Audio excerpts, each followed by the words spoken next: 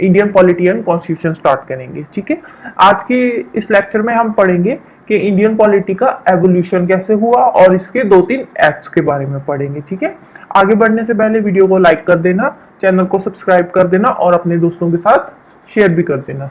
ठीक है, तो सबसे पहले हम पढ़ते हैं एवोल्यूशन ऑफ इंडियन कॉन्स्टिट्यूशन। ठीक है, बेसिकली हमारा इंडियन कॉन्स्टिट्यूशन कब बना था? ठीक है, हमने अडॉप्ट किया था इंडियन कॉन्स्टिट्यूशन को 26 नवंबर 1949 को। ठीक है, बट हमने इसको इन्फोर्स कब किया था? हमने इसको इन्फोर्स किया था 26 जनवरी 1950 को। ठीक है, बन के तैयार हो गया था हमारा 26 नवंबर को। ठीक है, इसको बनने में क्या कितना टाइम लगा था?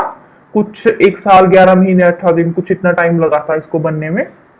तो बन के 26 नवंबर 1949 को ये तैयार हो गया था हमारा, हमने अडॉप्ट कर लिया था हमारे कॉन्स्टिट्यूशन को। ठीक है, कॉन्स्टिट्यूशन क्या है? एक बुक है जिसमें सारा कुछ आर्टिकल्स वगैरह सब लिखा हुआ है। ठीक है, आगे हम इसको पढ़ेंगे डिटेल में। बट हमने इसको इन्फोर्स किया 26 जनवरी 1950 को। रीजन क्या है? क्योंकि 26 जनवरी 1929 को हमारे जो इंडियन नेशनल कांग्रेस थे उन्होंने पूर्ण स्वराज की डिमांड की थी, तो इसलिए ये इस डेट को इंपॉर्टेंट मानते हैं 26 जनवरी को। ठीक है, हाँ आगे जब कॉन्स्टिट्यूशन को हमने ओरिजिनली अडॉप्ट किया था तो उस टाइम पे इसमें 22 पार्ट्स थे, 395 आर्टिकल्स थे और 8 शेड्यूल्स थे। ठीक है, उसके बाद टाइम टू टाइम इसको हम अमेंड करते गए, कुछ नई चीजें ऐड करते गए, पुरानी चीजों को रिपील करते गए।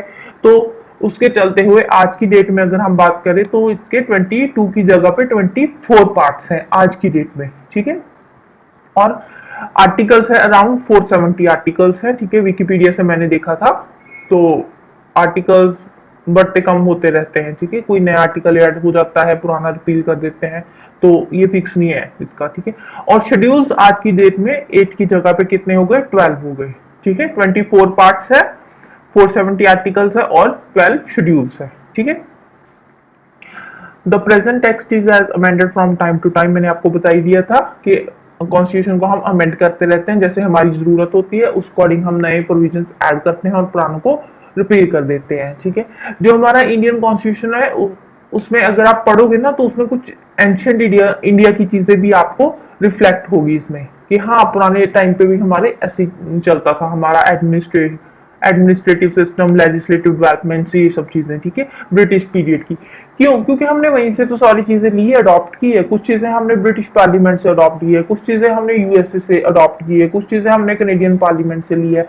तो हमने जो अपना पार्लियामेंट बनाया है उसको सारी कंट्रीज में से थोड़ी थोड़ी चीजें लेकर हमने एक बुक में कंपाइल करके हमारा पूरा कॉन्स्टिट्यूशन तैयार कर दिया है। ठीक है, तो इसकी जो क्रोनोलॉजी है, डिस्क्रिप्शन, इवेंट्स, वो सारी चीजें हमने एक क्रोनोलॉजी में लगा के एक बुक में लिख के रख दी है। ठीक है, इसीलिए जो हमारा कॉन्स्टिट्यूशन है वो वर्ल्ड का लार्जेस्ट रिटन कॉन्स्टिट्यूशन बन गया है। ठीक है, वर्ल्ड्स लार्जेस्ट रिटन कॉन्स्टिट्यूशन। ठीक है, जो हमारा ब्रिटिश का कॉन्स्टिट्यूशन है ना, अगर आप वो देखोगे ब्रिटिश का कॉन्स्टिट्यूशन तो वो ओरल है।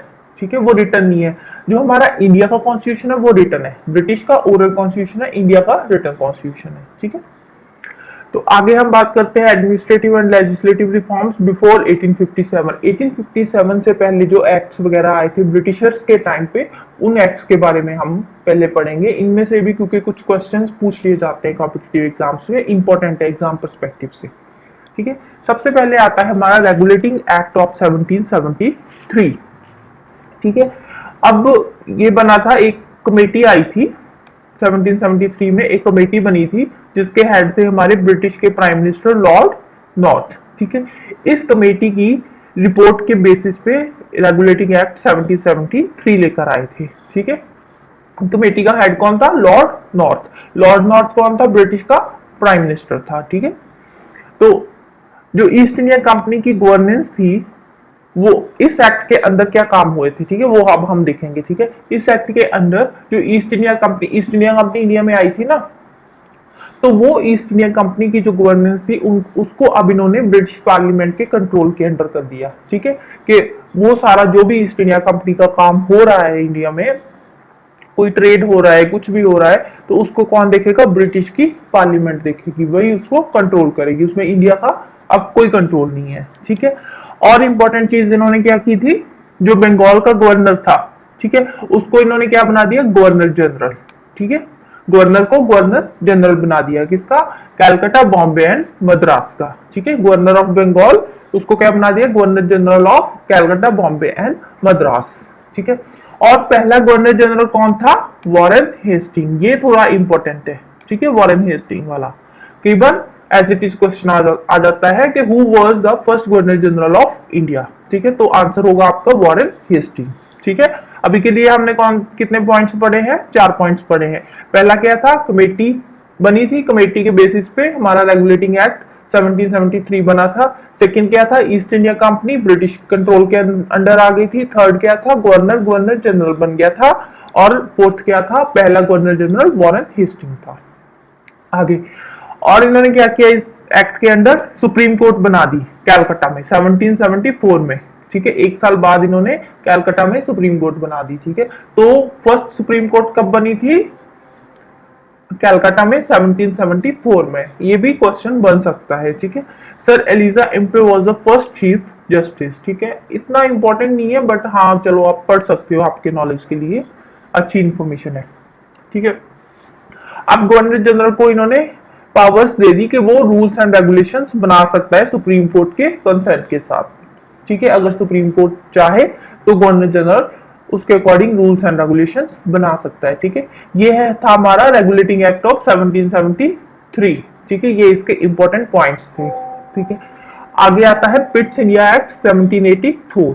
ठीक है, हाँ, अब ऑब्वियसली आपको पता है 1784 में बना होगा, अगर पिट्स इंडिया एक्ट 1784 का है तो। अब ये एक्ट क्यों बनाया, अब जो पहले रेगुलेटिंग एक्ट 1773 आया था ना, तो उसमें कुछ कमियां रह गई थी, उसको इंप्रूव करने के लिए इन्होंने बना दिया पिट्स इंडिया एक्ट 1784। ठीक है, अब इसमें इन्होंने क्या किया, एक बोर्ड ऑफ कंट्रोलर्स बनाए थे, बोर्ड ऑफ कंट्रोलर्स ये रहे। ठीक है, इनको इसका हेड कौन था, बोर्ड ऑफ कंट्रोलर्स का, ब्रिटिश गवर्नमेंट। ठीक है, उस टाइम पे ऑब्वियसली इंडियंस को तो वो कोई पावर्स देते नहीं थे, तो हर चीज का जो भी हेड बनता था वो ब्रिटिश गवर्नमेंट की रहती थी। ठीक है, बोर्ड ऑफ कंट्रोलर्स बनाए, उसका हेड बना दिया इन्होंने ब्रिटिश गवर्नमेंट को ही। ठीक है, इसमें कितने मेंबर्स थे बोर्ड ऑफ कंट्रोलर्स में, टोटल 6 मेंबर्स थे। ठीक है, तो ये सारी अब काम वाम दिखती थी। तो अब इनको कौन कौन सी रिस्पॉन्सिबिलिटीज दी, इनको सारी पॉलिटिकल रिस्पॉन्सिबिलिटीज दे दी बोर्ड को, कि अब बोर्ड सारा पॉलिटिकल काम जितना भी होगा वो कौन देखेगा, ये बोर्ड देखेगा, बोर्ड ऑफ कंट्रोलर्स देखेंगे। ठीक है, और इन्होंने क्या किया, कुछ trade and commerce related issues जो थे वो भी सारे किसको दे दिए, कोर्ट ऑफ डायरेक्टर्स को, कंपनी के। ठीक है, जितने भी ट्रेड या कॉमर्स से रिलेटेड कोई भी इशू आएगा उसको कौन देखेगा, कोर्ट ऑफ डायरेक्टर्स। ठीक है, अब जो प्रोविंसेस थे उनको गवर्नमेंट जो प्रोविंसेस थे उन्होंने सेंट्रल गवर्नमेंट और गवर्नर जनरल उनकी इंस्ट्रक्शंस को फॉलो करना था प्रोविंसेस ने। ठीक है, फिर उनके अकॉर्डिंग काम करना था। अगर कोई भी प्रोविंसेस की गवर्नमेंट फेल होती है, अपना काम अच्छे से नहीं कर रही, तो गवर्नर जनरल के पास ये पावर होती थी कि वो उस गवर्नमेंट को डिसमिस भी कर सकती है। ठीक है, तो अब सारी पावर्स इन्होंने क्या दे दी, किसको दे दी थी, गवर्नर जनरल को। ठीक है, गवर्नर जनरल कौन था, ब्रिटिशर्स था।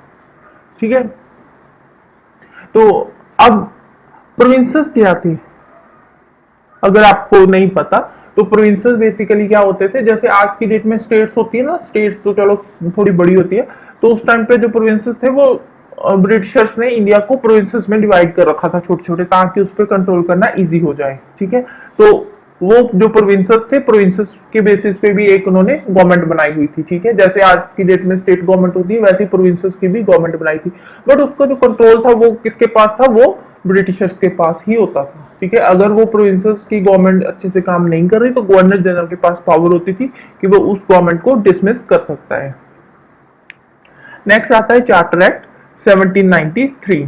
ठीक है, इसमें क्या था, इसमें जो हमने पहले के 2 एक्ट पढ़े थे, रेगुलेटिंग एक्ट और पिट्स इंडिया एक्ट, ठीक है, उनके सारे प्रोविजंस को कंसोलिडेट करके उन्होंने चार्टर एक्ट 1793 में डाल दिया था। ठीक है, अब पिछले एक्ट में, पिट्स इंडिया एक्ट में हमने पढ़ा था ना, बोर्ड ऑफ कंट्रोलर्स बनाए थे उन्होंने। अब जो बोर्ड ऑफ कंट्रोलर्स बनाए थे, अब उनको सैलरी देनी पड़ेगी।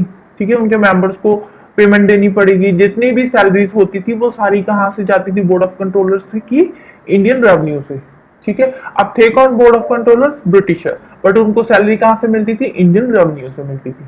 ठीक है, अब जो कोर्ट बनी थी, सुप्रीम कोर्ट बनी थी ना रेगुलेटिंग एक्ट के अंदर 1774 में, तो सुप्रीम कोर्ट को पावर दे दी कि वो अपने हिसाब से रूल्स एंड रेगुलेशंस को देख सकती है। ठीक है, सुप्रीम कोर्ट के पास इन्होंने पावर दे दी कि वो रूल्स एंड रेगुलेशंस को इंटरप्रेट कर सकता है। ठीक है, तो ये था चार्टर एक्ट 1793। आगे के एक्ट्स हम आगे की वीडियोस में देखेंगे। This is the end of this video. अगर आपको अच्छी लगी तो वीडियो को लाइक कर देना, चैनल को सब्सक्राइब कर देना और फ्रेंड्स के साथ शेयर कर देना। Bye bye.